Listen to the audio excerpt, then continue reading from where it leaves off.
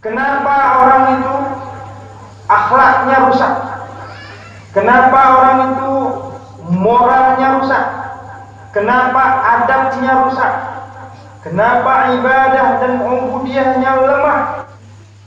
Dan juga kami lihat makalah pada malam ini yang diberikan oleh Abi yang sudah dibacakan atas anjuran Abuya, yaitu yang berjudul Tauhid Irfani. Bapak Ibu yang terhormat,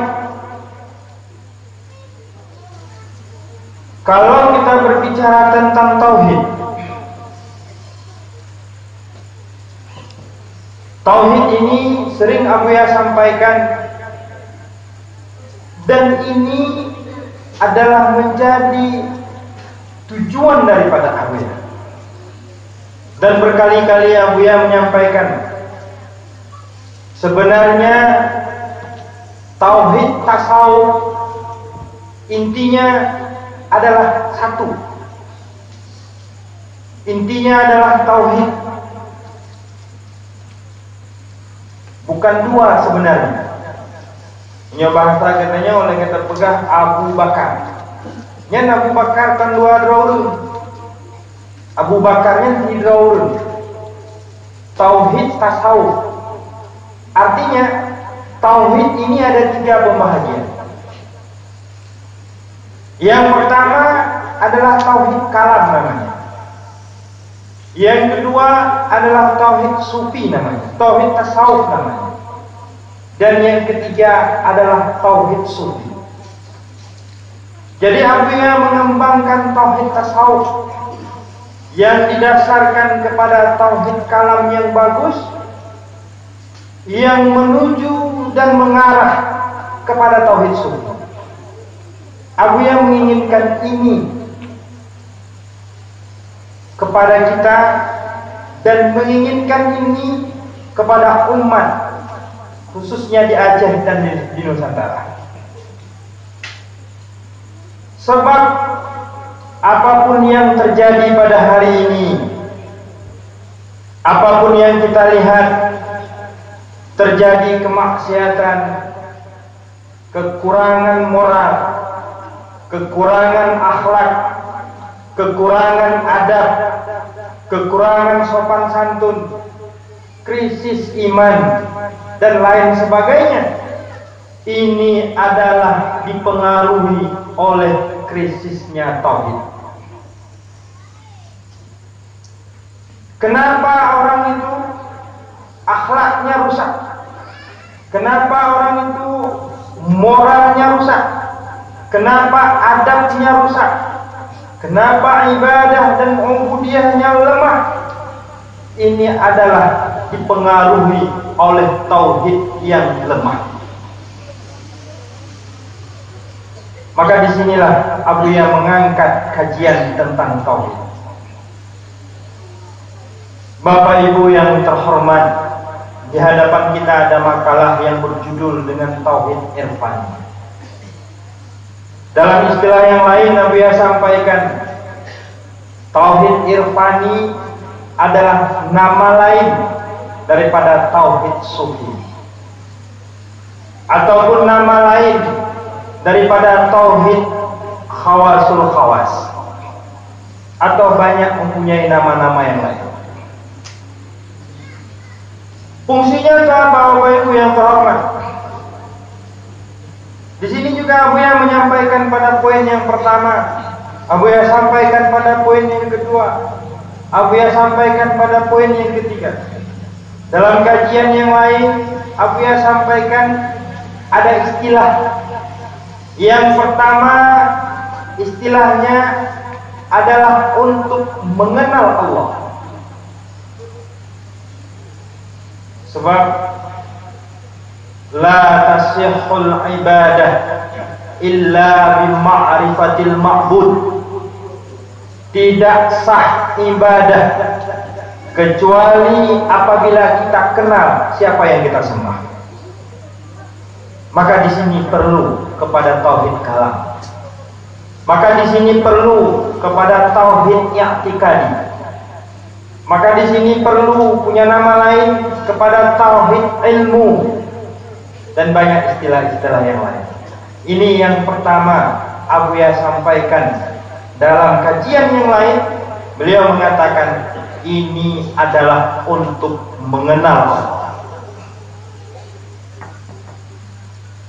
Adapun yang kedua adalah untuk dekat.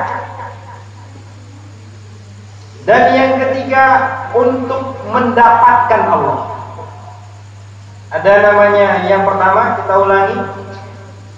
Yang pertama untuk kenal. Yang kedua untuk dekat. Yang ketiga untuk mendapatkan Allah.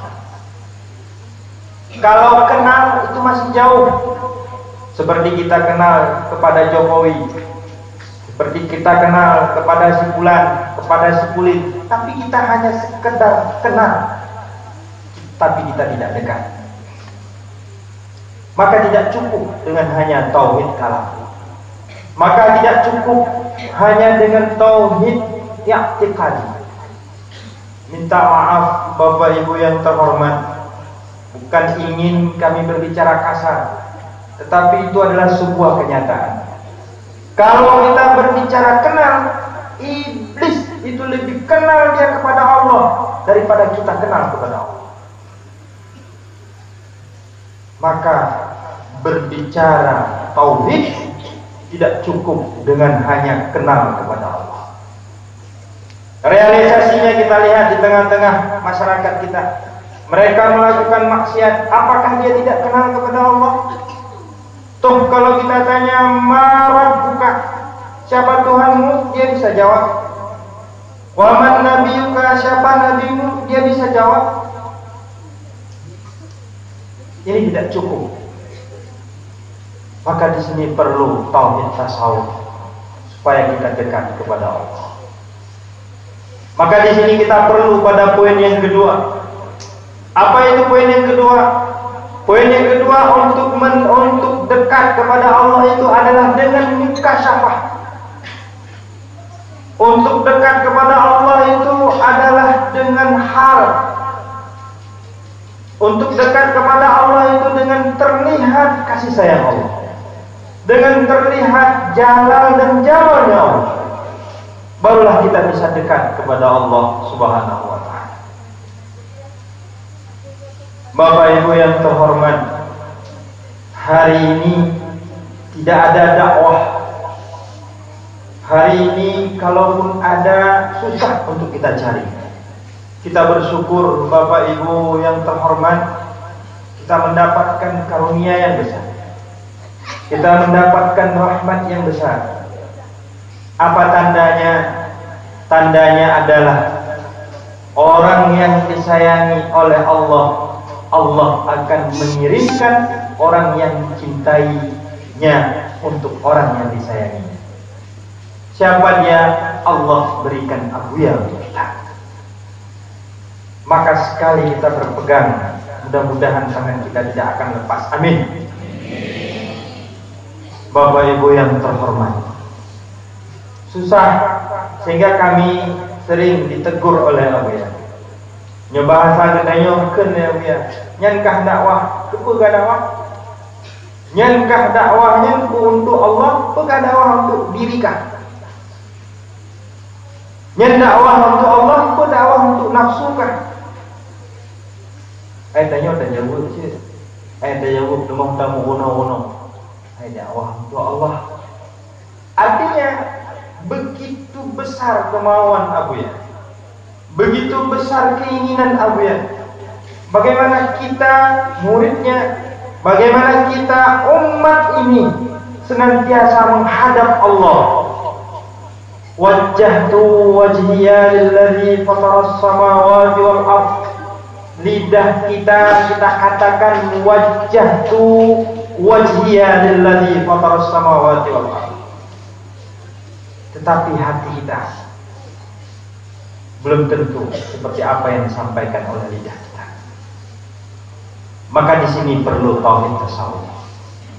Maka di sini perlu tauhid yang dikenal juga dengan tauhid di atas jalan tarikat. Apa itu?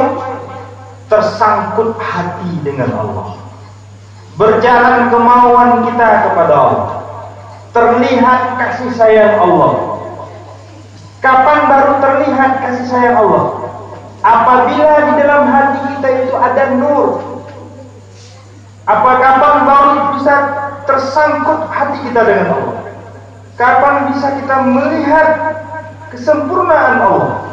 Apabila di dalam hati kita itu ada nur, ada cahaya iman, ada cahaya tauhid. Cahaya ini bukan akal, cahaya ini bukan teori, cahaya ini bukan ideologi, tetapi cahaya ini adalah kasih sayang Allah. Dengan kita mudah melakukan taubat, dengan kita mudah melakukan taat, dengan mudah kita mengalahkan hawa nafsu, sehingga Syekh Abdul Qadir Al-Jailani menerjemahkan kalimat man arafa nafsahu faqad arafa rabbahu. Artinya, Bapak Ibu yang terhormat, yang kami modal kamu. Baiklah, memang oh dia adik.